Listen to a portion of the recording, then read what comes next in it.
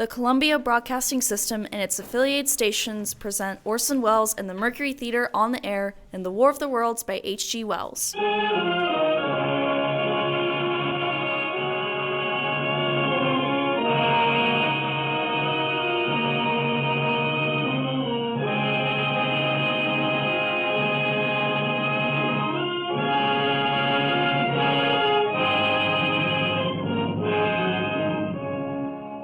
Ladies and gentlemen, the director of the Mercury Theatre and star of these broadcasts, Orson Welles.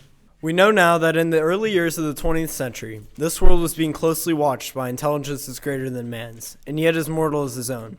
We know now that as human beings busied themselves about their various concerns, they were scrutinized and studied, perhaps almost as narrowly as a man with a microscope might scrutinize the transient creatures that swarm and multiply in a drop of water. With infinite complacence, people went to and fro over their earth, about their little affairs, serene in the assurance of their dominion over this small spinning fragment of solar driftwood, which by chance or design man has inherited out of the dark mystery of time and space. Yet across an immense ethereal gulf, minds that are to our minds, as ours are to the beast in the jungle, intellects vast, cool, and unsympathetic, regarded this earth with envious eyes and slowly and surely drew their plans against us. In the 39th year of the 20th century came the Great Disillusionment. It was near the end of October. Business was better. The war scare was over. More men were back at work. Sales were picking up. On this particular evening, October 30th, the Crossley service estimated that 32 million people were listening in on radios. For the next 24 hours, not much change in temperature. A slight atmospheric disturbance of undetermined origin is reported over Nova Scotia, causing a low-pressure area to move down rather rapidly over the northeastern states, bringing a forecast of rain, accompanied by winds of light gale force. Maximum temperature 66, minimum 48. This weather report comes to you from the Government Weather Bureau. We take you now to the Meridian Room in the Hotel Park Plaza in downtown New York, where you'll be entertained by the music of Ramon Riquello and his orchestra.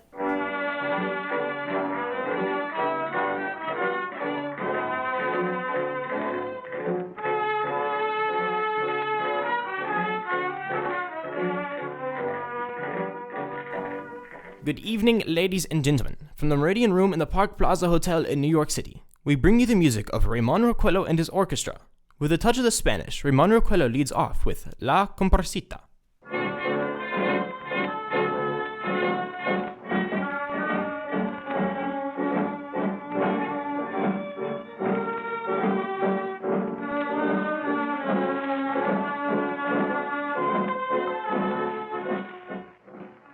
Ladies and gentlemen, we interrupt our program of dance music to bring you a special bulletin from the Intercontinental Radio News. At 20 minutes before 8 Central Time, Professor Farrell of the Mount Jennings Observatory, Chicago, Illinois, reports observing several explosions of incandescent gas occurring at regular intervals on the planet Mars. The spectroscope indicates the gas to be hydrogen and moving towards the Earth with enormous velocity. Professor Pearston of the observatory at Princeton confirms Farrell's observation and describes them as, quote, like a jet of blue flame shot from a gun, unquote. We now return you to the music of Ramon Riquello playing for you in the Meridian Room of the Park Plaza Hotel, situated in downtown New York.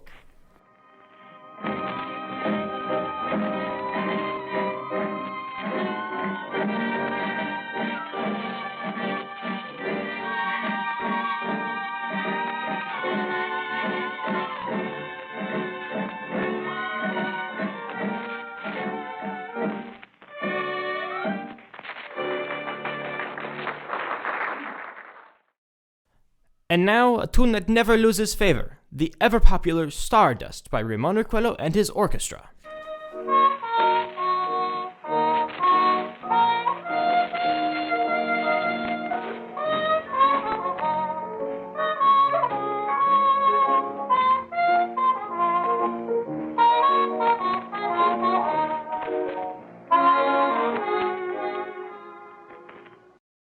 Ladies and gentlemen, following on the news given in our bulletin a moment ago, the Government Meteorological Bureau has requested the large observatories of the country to keep an astronomical watch on any further disturbances occurring on the planet Mars. Due to the unusual nature of this occurrence, we have arranged an interview with noted astronomer Professor Pearson, who will give his views on this event.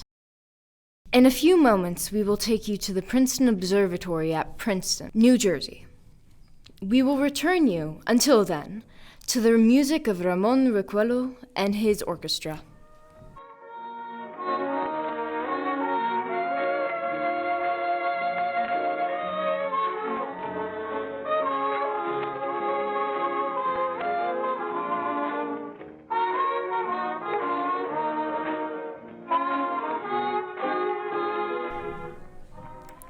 We are ready now to take you to the Princeton Observatory at Princeton, where Carl Phillips, our commentator, will interview Professor Richard Pearson, famous astronomer.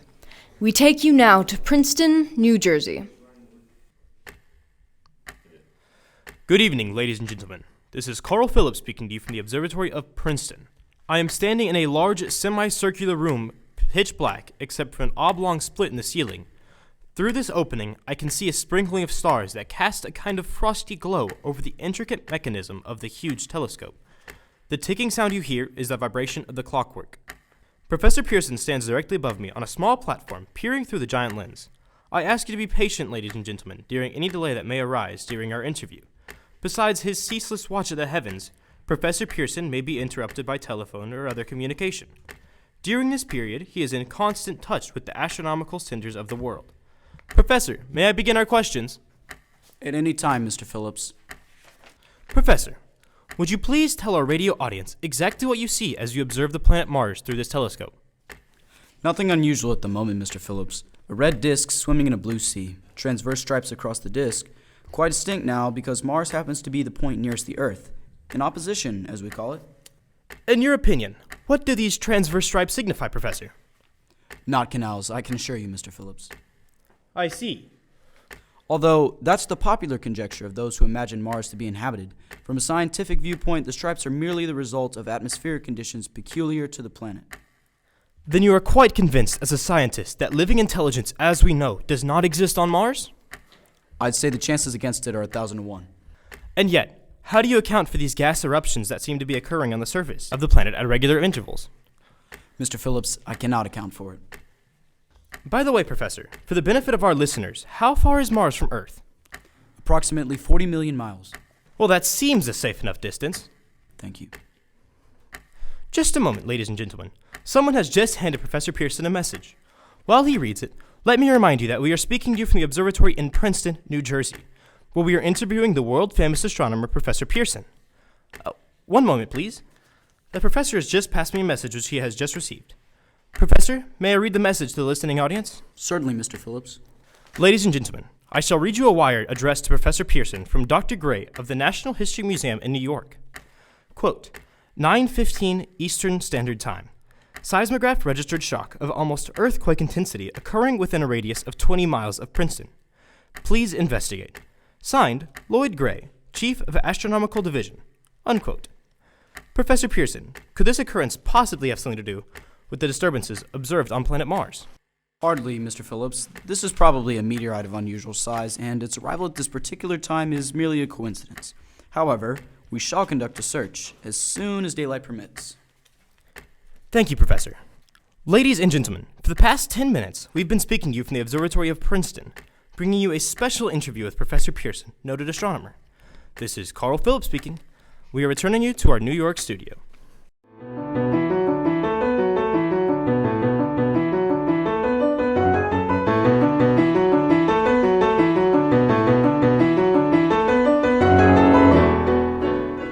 Ladies and gentlemen, here's the latest bulletin from Intercontinental Radio News.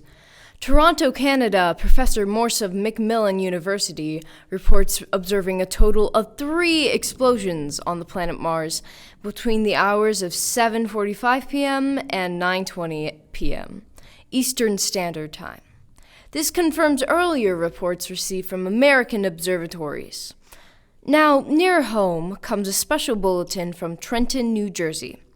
It is reported that at 8:50 p.m., a huge flaming object, believed to be a meteorite, fell on a farm in the neighborhood of Grover's Mill, New Jersey. 22 miles from Trenton. The flash in the sky was visible within a radius of several hundred miles, and the noise of the impact was heard as far north as Elizabeth. We have dispatched a special mobile unit to the scene, and we'll have our commentator, Carl Phillips, give you a word picture of the scene as soon as he can reach there from Princeton. In the meantime, we take you to the Hotel Martinet in Brooklyn, where Bobby Millett and his orchestra are offering a program of dance music.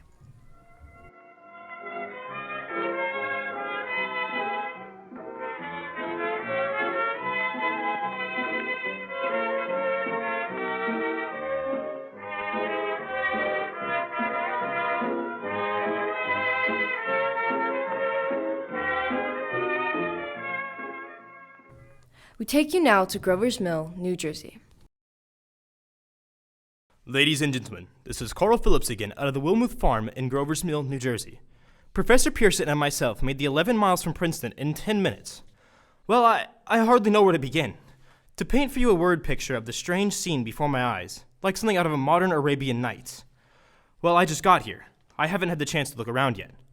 I guess that's it. Yes, I guess that's the thing directly in front of me.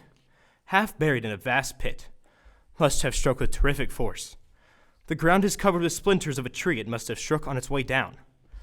What I can see of the object itself doesn't look very much like a meteor. At least not the meteors I've seen. It looks more like a huge cylinder. It has a diameter of... What would you say, Professor? What's that? What would you say the diameter of this object is? About 30 yards. About 30 yards. The metal in the sheath is... Well, I've never seen anything like it. The color is sort of yellowish white. Curious spectators are now pressing close to the object in spite of the efforts of the police to keep them back. They're getting in my line of vision. Would you mind stepping to one side, please? While the policemen are pushing the crowd back, here's Mr. Wilmuth, owner of the farm here. He may have some interesting facts to add. Mr. Wilmuth, would you please tell the radio audience Mr. Wilmuth! Would you please tell the radio audience as much as you remember of this rather unusual visitor that dropped in your backyard? Step closer, please. Mr. Wilmuth. Ladies and gentlemen, this is Mr. Wilmuth. Well, I was listening to the radio.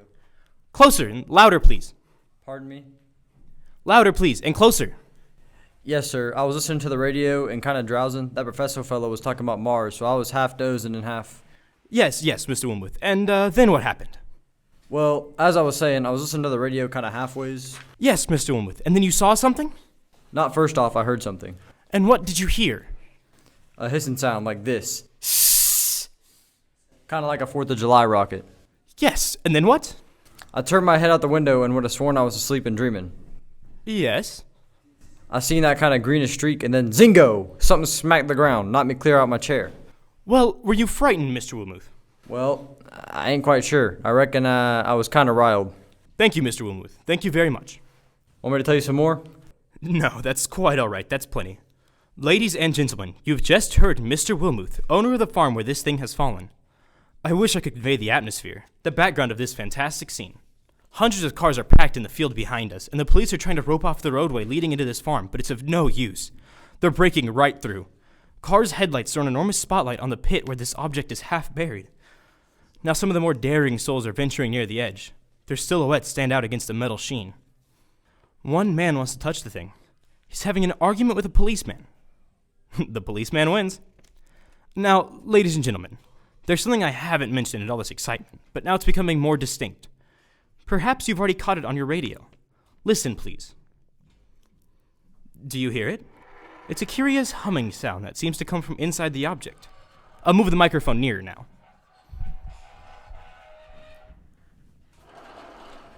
Now, we're not more than 25 feet away. Can you hear it? Oh, Professor Pearson! Yes, Mr. Phillips. Can you tell us the meaning of that scraping noise inside the thing? Possibly the unequal cooling of its surface. I see. Do you still think it's a meteor, Professor? I don't know what to think. The metal casing is definitely extraterrestrial, not found on this Earth. Friction with the Earth's atmosphere usually tears holes in a meteorite. This thing is smooth and, as you can see, of cylindrical shape. Just a minute. Something's happening. Ladies and gentlemen, this is terrific. The end of this thing is beginning to flake off. The top is beginning to rotate like a screw. The thing must be hollow. She's moving. Look, the darn thing's unscrewing. Stand back there! Keep those men back, I tell you. Maybe there's men in it trying to escape. It's red hot, they'll burn to a cinder. Keep back there. Keep those idiots back! She's off! The top's loose! Look out there! Ladies and gentlemen, this is the most terrifying thing I think I've ever seen. Wait a minute. Someone's crawling out of the hollow top. Someone or something. I can see peering out of the black hole. Two luminous discs. Are they eyes? It might be a face. It might be... Ah! Good heavens! Something's wriggling out of the shadows like a gray snake. Now it's another one, and another one, and another one! They look like tentacles to me. I can see the thing's body now. It's large as a bear. It glistens like wet leather, but the face, ladies and gentlemen, it's indescribable. I can hardly force myself to keep looking at it. It's so awful. The eyes are black and gleam like a serpent. The mouth is V-shaped with saliva dripping from its rimless lips that seem to quiver and pulsate. The monster, whatever it is, can hardly move. It seems weighed down by possibly gravity or something. It's rising up now, and the crowd falls back. They've seen plenty. This is the most extraordinary experience, ladies and gentlemen. I can't find words. I'll pull the microphone with me as I talk. I'll have to stop the description until I can take a new position.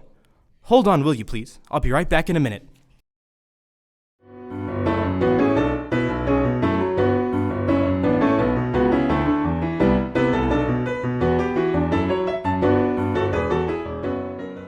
We are bringing you an eyewitness account of what's happening on the Wilma Farm in Grover's Mill, New Jersey.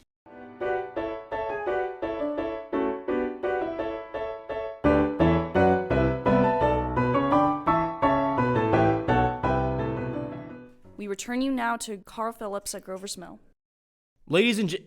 Am I on? Ladies and gentlemen, here I am, in the back of a stone wall that adjoins Mr. Wilmuth's garden. From here, I get a sweep of the whole scene. I'll give you every detail as long as I can talk and as long as I can see. More state police have arrived. They're drawing up a cordon in front of the pit, about 30 of them. No need to push the crowd back now. They're willing to keep their distance. The captain is conferring with someone. We can't quite see who it is. Yes, I believe it's Professor Pearson. Yes, it is. Now they've parted, and the professor moves around one side, studying the object, while the captain and two policemen advance with something in their hands. I can see it now. It's a white handkerchief tied to a pole, a flag of truce. If those creatures know what that means, what anything means. Wait a minute, something's happening. A humped shape is rising out of the pit. I can make out a small beam of light against a mirror. What's that? There's a jet of flame springing from that mirror, and it leaps right on the advancing men. It strikes them head on! Good Lord, they're turning into flame! Now the whole field's caught fire! The woods, the barns, the gas tanks of automobiles, it's spreading everywhere! It's coming this way, about 20 yards to my right!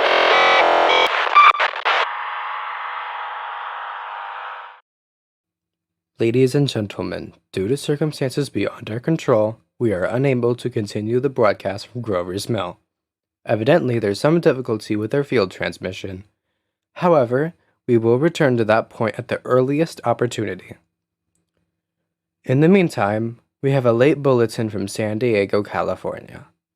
Professor Indelkoffer, speaking at a dinner of the California Astronomical Society, expressed the opinion that the explosions on Mars are undoubtedly nothing more than severe volcanic disturbances on the surface of the planet. We continue now with our piano interlude.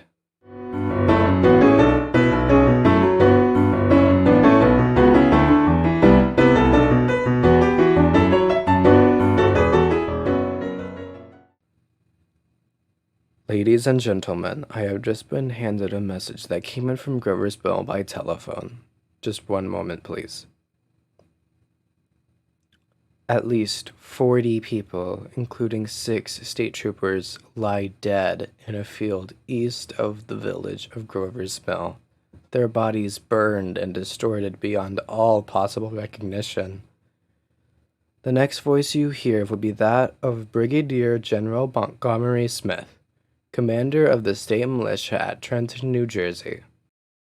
I've been requested by the governor of New Jersey to place the counties of Mercer and Middlesex as far west as Princeton and east to Jamesburg under martial law. No one will be permitted to enter the area except by special pass issued by state or military authorities.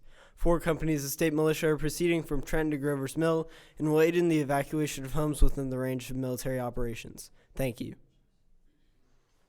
You have just been listening to General Montgomery Smith commanding the state militia at Trenton.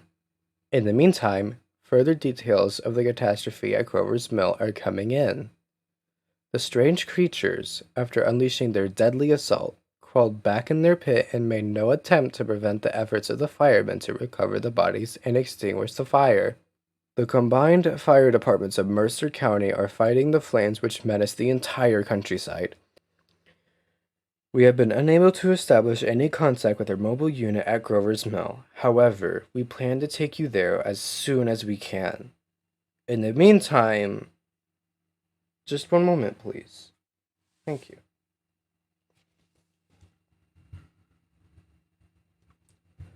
Ladies and gentlemen, I have just been informed that we have finally established communication with an eyewitness of the tragedy. Professor Pearson has been located at a farmhouse near Grover's Mill where he has established an emergency observation post. As a scientist, he will give you his explanation of the calamity. The next voice you hear will be that of Professor Pearson, brought to you by Direct Wire. Professor Pearson. Of the creatures in the rocket cylinder at Grover's Mill, I can give you no authoritative information, either to their nature, their origin, or their purposes here on Earth. Of their destructive instrument, I might venture some conjectural explanation. For want of a better term, I shall refer to the mysterious weapon as a heat ray. It's all too evident that these creatures have scientific knowledge far in advance of our own. It's my guess that in some way they're able to generate an intense heat in a chamber of practically absolute no conductivity. This intense heat they project in a parallel beam against any object they choose, by means of a polished parabolic mirror of unknown composition, such as a mirror of a lighthouse projects a beam of light. That is my conjecture of the origin of the heat ray. Thank you, Professor Biersten. Ladies and gentlemen, here is a bulletin from Trenton. It is a brief statement informing us that the charred bodies of Carl Phillip has been identified at the Trenton Hospital. Now here's another bulletin from Washington, D.C. The Office of the Director of National Red Cross reports 10 units of Red Cross emergency workers have been assigned to the headquarters of the state militia stationed outside Grover's Mill, New Jersey. Here's a bulletin from State Police, Princeton Junction. The fires at Grover's Mill and vicinity are now under control. Scouts report all quiet in the pit. There's no sign of life appearing at the mouth of the cylinder. And now, ladies and gentlemen, we have a special statement from Mr. Harry McDonald, Vice President in charge of operations. We have received a request from the state militia at Trenton to place at their disposal our entire broadcasting facilities. In view of the gravity of the situation and believing that radio has a responsibility to serve in the public interest at all times, we are turning over our facilities to the state militia at Trenton. We take you now to the field headquarters of the state militia near Grover's Mill, New Jersey. This is Captain Lansing of the Signal Corps, attached to the state militia now engaged in military operations in the vicinity of Grover's Mill. Situation arising from the reported presence of certain individuals of unidentified nature is now under complete control. The cylindrical object, which lies in a pit directly below our position, is surrounded on all sides by 8 battalions of infantry, without heavy field pieces, but adequately armed with rifles and machine guns. All cause for alarm, if such cause ever existed, is now entirely unjustified. The things, whatever they are, do not even venture to poke their heads above the pit. I can see their hiding place plainly in the glare of the searchlights here. With all their reported resources, these creatures can scarcely stand up against heavy machine gun fire. Anyway, it's an interesting outing for the troops. It looks almost like a real war. There appears to be some slight smoke in the woods bordering the Millstone River, probably fires started by campers. Well, we ought to see some action soon. One of the companies is deploying on the left flank. A quick thrust and we'll all be over. Now wait a minute, I see something on top of the cylinder. No, it's nothing but a shadow. Now the troops are on the edge of Wilmouth Farm, 7,000 armed men closing in on an old metal tube, a tub rather. Wait, that wasn't a shadow, it's something moving, solid metal, kind of a shield-like affair rising up out of the cylinder. It's going higher and higher. Why, it's standing on legs, actually rearing up on a sort of metal framework. Now it's reaching above the trees and the searchlights are on it. Hold on. Ladies and gentlemen, I have a grave announcement to make. Incredible as it may seem, both the observations of science and the evidence of our eyes lead to the inescapable assumption that those strange beings who landed in the Jersey farmlands tonight are the vanguard of an invading army from the planet Mars. The battle which took place tonight at Grover's Mill has ended in one of the most startling defeats ever suffered by an army in modern times. 7,000 men armed with rifles and machine guns pitted against a single fighting machine of the invaders from Mars. 120 known survivors, the rest strewn over the battle area from Grover's Mill to Plainsboro, crushed and trampled to death under the metal feet of the monster, or burned to cinders by its heat ray. The monster is now in control of the middle section of New Jersey and has effectively cut the state through its center. Communication lines are down from Pennsylvania to the Atlantic Ocean. Railroad tracks are torn and service from New York to Philadelphia discontinued, except routing some of the trains through Allentown and Phoenixville. Highways to the north, south, and west are clogged with frantic human traffic. Police and Army reserves are unable to control the mad flight. By morning, the fugitives will have swelled Philadelphia, Camden, and Trenton. It is estimated to twice their normal population. Martial law prevails throughout New Jersey and eastern Pennsylvania. At this time, we take you to Washington for a special broadcast on the national emergency. Citizens of the nation, I shall not try to conceal the gravity of the situation that confronts the country, nor the concern of your government in protecting the lives and property of its people. However, I wish to impress upon you, private citizens and public officials, all of you, the urgent need of calm and resourceful action. Fortunately, this formidable enemy is still confined to a comparatively small area, and we may place our faith in the military forces to keep them there. In the meantime, placing our faith in God, we must continue the performance of our duties, each and every one of us, so that we may confront this destructive adversary with a nation united, courageous, and consecrated to the preservation of human supremacy on this earth. I thank you. You have just heard the Secretary of the Interior speaking from Washington. Bulletins too numerous to read are piling up in the studio here. We are informed the central portion of New Jersey is blacked out from radio communication due to the effect of the heat ray upon power lines and electrical equipment. Here is a special bulletin, New York. Cables have been received from English, French, and German scientific bodies offering assistance. Astronomers report continued gas outbursts at regular intervals on the planet Mars. The majority voice the opinion that the enemy will be reinforced by additional rocket machines. There have been several attempts made to locate Professor Pearson of Princeton, who has observed Martians at close range. It is feared he was lost in the recent battle. Lanham Field, Virginia, scouting planes report 3 Martian machines visible above treetops, moving north towards Somerville with population fleeing ahead of them. The heat ray is not in use, although advancing at express train speed. Invaders pick their way carefully. They seem to be making a conscious effort to avoid destruction of cities and countryside. However, they stop to uproot power lines, bridges, and railroad tracks. Their apparent objective is to crush resistance, paralyze communication, and disorganize human society. Here is a bulletin from Basking Ridge, New Jersey. Coon hunters have stumbled on a second cylinder similar to the first embedded in the Great Swamp 20 miles south of Morristown. Army field pieces are proceeding from Newark to blow up second invading unit before cylinder can be opened and the fighting machine rigged. They are taking up a position in the foothills of Watchung Mountains. Another bulletin from Langham Field, Virginia. Scouting planes report enemy machines, now 3 in number, increasing speed northward, kicking over houses and trees in their evident haste to form a conjunction with their allies south of Morristown. Machines also sighted by telephone operator east of Middlesex, within 10 miles of Plainfield. Here's a bulletin from Winston Field, Long Island. A fleet of Army bombers carrying heavy explosives flying north in pursuit of enemy. Scouting planes act as guides. They keep the speeding enemy in sight. Just a moment, please, ladies and gentlemen. We've run special wires to the artillery line in adjacent villages to give you direct reports in the zone of the advancing enemy. First, we take you to the battery of the 22nd Field Artillery, located in the Washan Mountains. Range 32 meters. 32 meters. Projection 39 degrees. 39 degrees. Fire. 140 yards to the right, sir. Shift range 31 meters. 31 meters. Projection 37 degrees. 37 degrees. Fire. A hit, sir. We've got the tripod of one of them. They've stopped. The others are trying to repair it. Quick, get the range. Shift 30 meters. 30 meters. Projection 27 degrees. 27 degrees. Fire. Can't see the shell land, sir. They're letting off a smoke. What is it?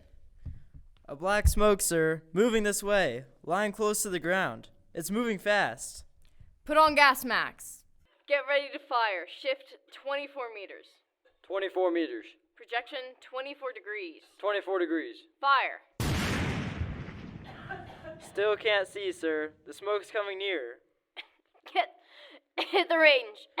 23 meters. 23 meters. 23 meters. Projection 22 degrees. 22 degrees.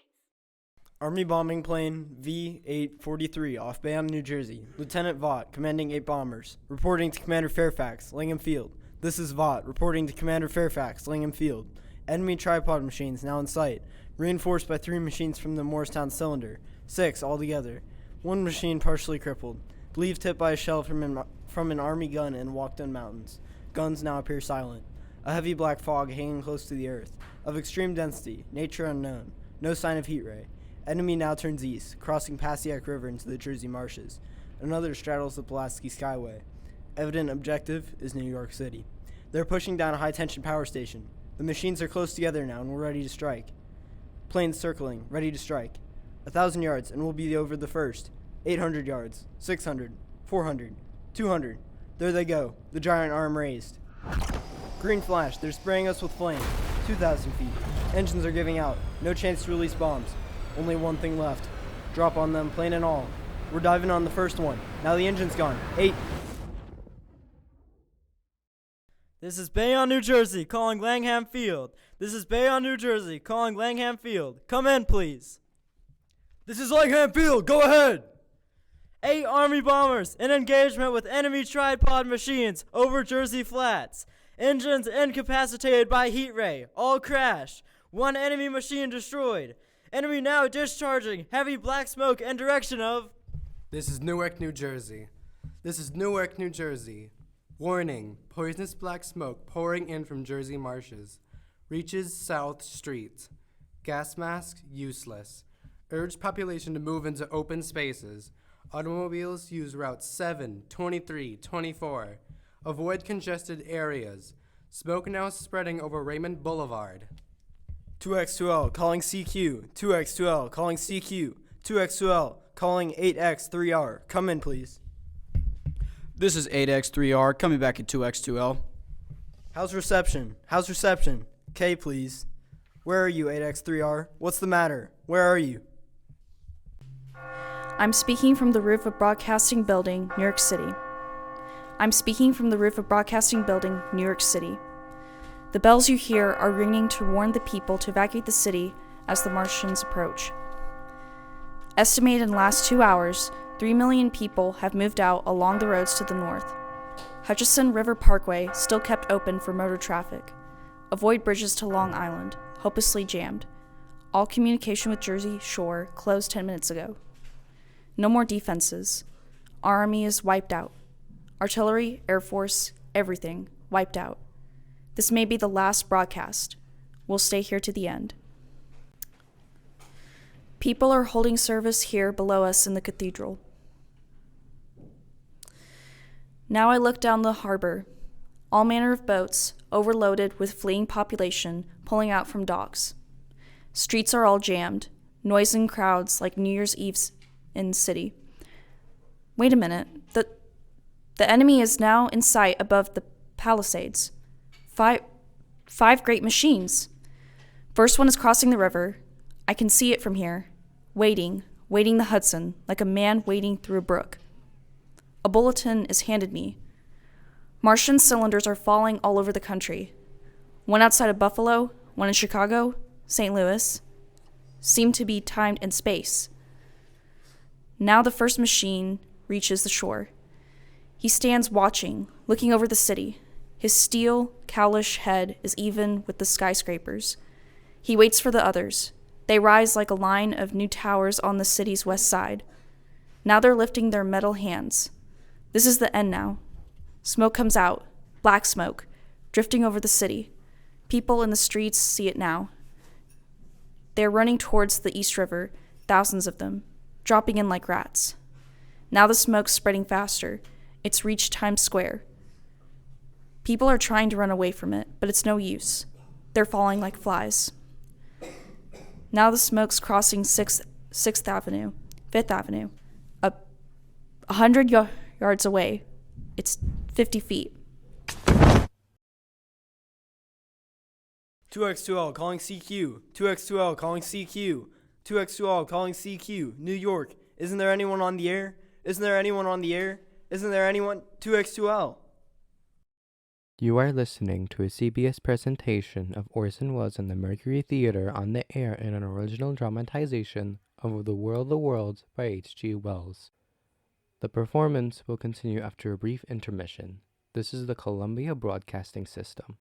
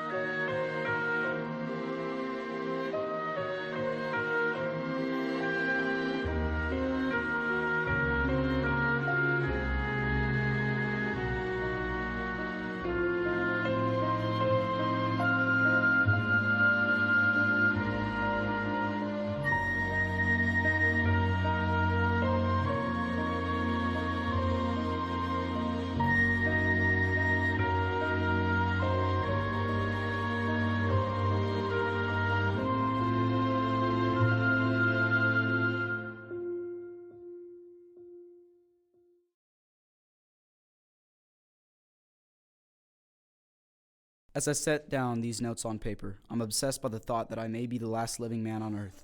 I've been hiding in this empty house near Grover's Mill, a small island of daylight cut off by the black smoke from the rest of the world.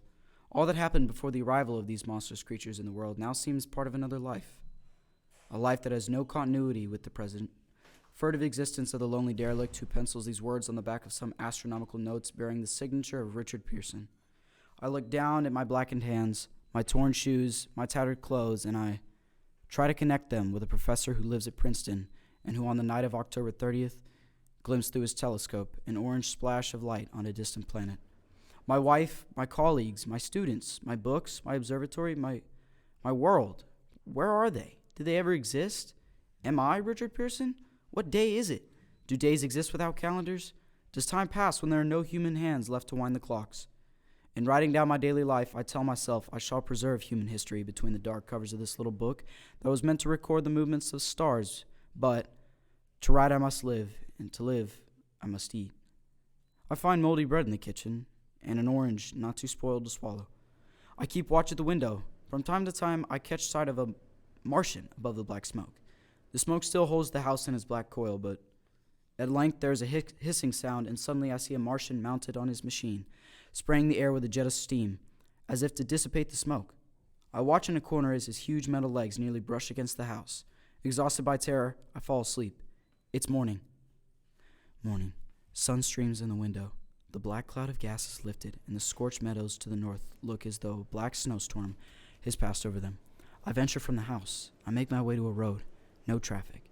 Here and there a wrecked car, baggage overturned, a blackened skeleton. I push on north. For some reason, I feel safer trailing these monsters than running away from them, and I keep a careful watch. I've seen the Martians feed. Should one of their machines appear over the top of the trees, I'm ready to fling myself flat on the earth. I come to a chestnut tree. October. Chestnuts are ripe. I fill my pockets. I must keep alive. 2 days I wander in a vague northerly direction through a desolate world. Finally, I notice a living creature, a small red squirrel in a beech tree. I stare at him in wonder. He stares back at me. I believe at that moment the animal and I share the same emotion, the joy of finding another living being. I push on north. I find dead cows in a brackish field, and beyond the charred ruins of a dairy, the silo remains standing guard over the wasteland like a lighthouse deserted by the sea. Astride the silo perches a weathercock. The arrow points north. Next day I come to a city vaguely familiar in its contours, yet its buildings strangely dwarfed and leveled off, as if a giant had sliced off its highest towers with a capricious sweep of his hand. I reached the outskirts. I found Newark, undemolished but humbled by some of the advancing Martians. Presently, with an odd feeling of being watched, I caught sight of something crouching in a doorway. I made a step towards it. It rose up and became a man armed with a large knife. Stop! Where do you come from? I come from many places. A long time ago from Princeton. Princeton, huh? That's near Grover's Mill. Yes. Grover's Mill. There's no food here. This is my country. All this end of town down to the river, there's only food for one. Which way are you going? I don't know. I guess I'm looking for people. What was that? Did you hear something just then? No, only a bird. A live bird! Yeah, you get to know that birds have shadows these days. Hey, we're in the open here. Let's crawl in this doorway here and talk. Have you seen any Martians? Nah. They've gone over to New York. At night, the sky is alive with their lights, just as if people were still living in it. By daylight, you can't see them. 5 days ago, a couple of them carried something big across the flats from the airport. I think they're learning how to fly. Fly? Yeah, fly. Then it's all over with humanity. Stranger, there's still you and I, 2 of us left. Yeah, they've got themselves in solid. They wrecked the greatest country in the world. Those green stars, they're probably falling somewhere every night. They've only lost one machine. There isn't anything to do. We're done. We're licked. Where were you? You're in a uniform. Yeah, what's left of it. I was in the militia. National Guard? Heh, that's good. There wasn't any war. Any more than there's war between men and ants. Yes, but we're eatable ants. I found that out. What'll they do with us? I've thought it all out. Right now, we're caught as we're wanted. The Martian only has to go a few miles to get a crowd on the run. But they won't keep on doing that. They'll begin catching us systematic-like, keeping the best and storing us in cages and things. They haven't begun on us yet. Not begun? Not begun. All that's happened so far is because we don't have sense enough to keep quiet, bothering them with guns and such stuff and losing our heads and rushing off in crowds. Now, instead of our rushing around blind, we've got to fix ourselves up. Fix ourselves according to the way things are now. Cities, nations, civilization, progress, done. Yes, but if that's so, what is there to live for? Well, there won't be any more concerts for 1,000,000 years or so, and no nice little dinners at restaurants. If it's amusement you're after, I guess the game's up. What is there left? Life. That's what. I want to live. Yeah, and so do you. We're not going to be exterminated, and I don't mean to be caught either. Tamed, fattened, and bred like an ox. What are you going to do? I'm going on. Right under their feet. I got a plan.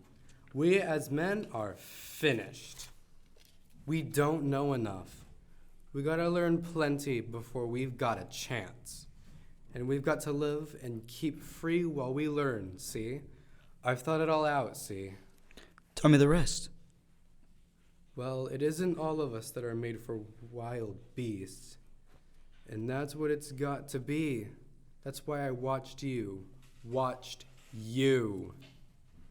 All these little office workers that used to live in these houses, they'd be no good. They haven't any stuff in 'em. They used to run off to work. I've seen hundreds of 'em running to catch their commuter's train in the morning, afraid they'd be canned if they didn't. Running back at night, afraid they wouldn't be in time for dinner. Lives insured and a little invested in case of accidents. Yeah, and on Sundays, worried about the hereafter. The Martians will be a godsend for those guys. Nice roomy cages, good food, careful breeding, no worries. Yeah, and after a week or so chasing about the fields on empty stomachs, they'll come and be glad to be caught. You've thought it all out, haven't you? Sure, you bet I have. That isn't all. These Martians, they're going to make pets of some of them. Train them to do tricks. Who knows? Get sentimental over the pet boy who grew up and had to be killed. Yeah, and some, maybe, they'll train to hunt us. No, that's impossible. No human being... Yes, they will. There's men who'll do it gladly.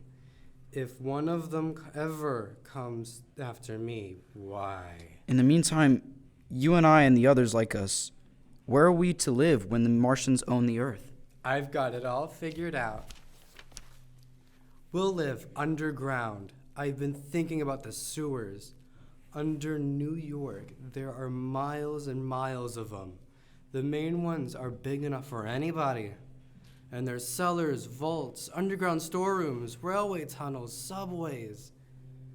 You begin to see, eh? We'll get a bunch of strong men together. No weak ones. That rubbish out. As you meant me to go? Well, I gave you a chance, didn't I? We won't quarrel about that. Go on. Well, we've got to make safe places for us to stay in, see? Get all the books we can... science books. That's where men like you come in, see?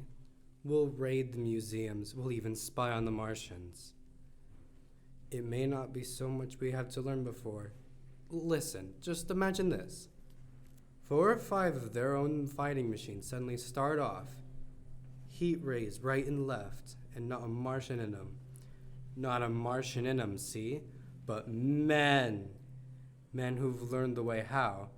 It may even be in our time. Gee, imagine having one of them lovely things without a heat ray wide and free. We'd turn it on the Martians. We'd turn it on men. We'd bring everybody down on their knees. That's your plan? Yeah, you, me, and a few more of us, we'd own the world. I see.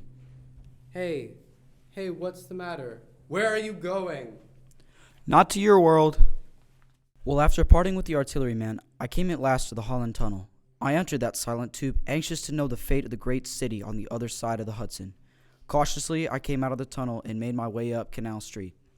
I reached 14th Street, and there again were black powder and several bodies, and an evil, ominous smell from the gratings of the cellars of some of the houses. I wandered up through the 30s and the 40s. I stood alone on Times Square. I caught sight of a lean dog running down 7th Avenue with a piece of dark brown meat in his jaws and a pack of starving mongrels at its heels. He made a wide circle around me, as though he feared I might prove a fresh competitor. I walked up Broadway in the direction of that strange powder, past silent shop windows, displaying their mute wares to empty sidewalks, past the Capitol Theater, silent, dark, past a shooting gallery, where a row of empty guns faced an arrested line of wooden ducks. Near Columbus Circle, I noticed models of 1939 motor cars in their showrooms facing empty streets. From over the top of the General Motors building, I watched a flock of black birds circling in the sky. I hurried on. Suddenly, I caught sight of the hood of a Martian machine, standing somewhere in Central Park, gleaming in the late afternoon sun. An insane idea! I rushed recklessly across the Columbus Circle and into the park. I climbed a small hill above the pond at the 60th Street, and from there I could see, standing in a silent row along the mall, 19 of those great metal titans, their cowls empty, their steel arms hanging listlessly by their sides. I looked in vain for the monsters that inhabit those machines. Suddenly, my eyes were attracted to the immense flock of black birds that hovered directly below me. They encircled to the ground, and there before my eyes, stark and silent, lay the Martians, with the hungry birds pecking and tearing brown shreds of flesh from their dead bodies. Later, when their bodies were examined in the laboratories, it was found that they were killed by the putrefactive and disease bacteria against which their systems were unprepared. Slain, after all man's defenses had failed, by the humblest thing that God in his wisdom has put on his earth.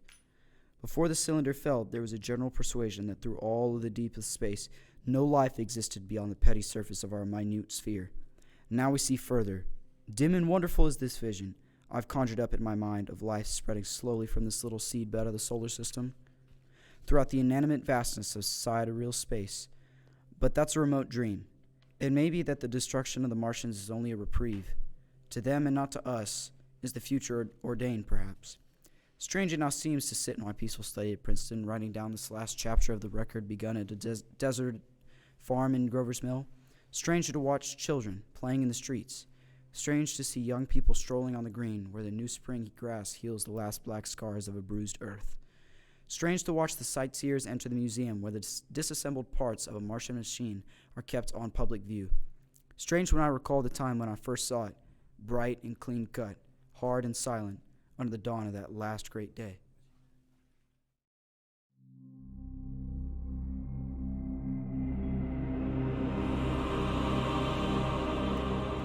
This is Orson Welles, ladies and gentlemen, out of character to assure you that the War of the Worlds has no further significance than as the holiday offering it was intended to be. The Mercury Theatre's own radio version of dressing up in a sheet and jumping out of a bush and saying boo. Starting now, we couldn't soap all your windows and steal all your garden gates by tomorrow night, so we did the next best thing. We annihilated the world before your very ears and utterly destroyed the CBS. You will be relieved, I hope, to learn that we didn't mean it, and that both institutions are still open for business. So, goodbye, everybody, and remember, please, for the next day or so, the terrible lesson you learned tonight. That grinning, glowing, globular invader of your living room is an inhabitant of the pumpkin patch. And if your doorbell rings and nobody's there, that was no Martian. It's Halloween.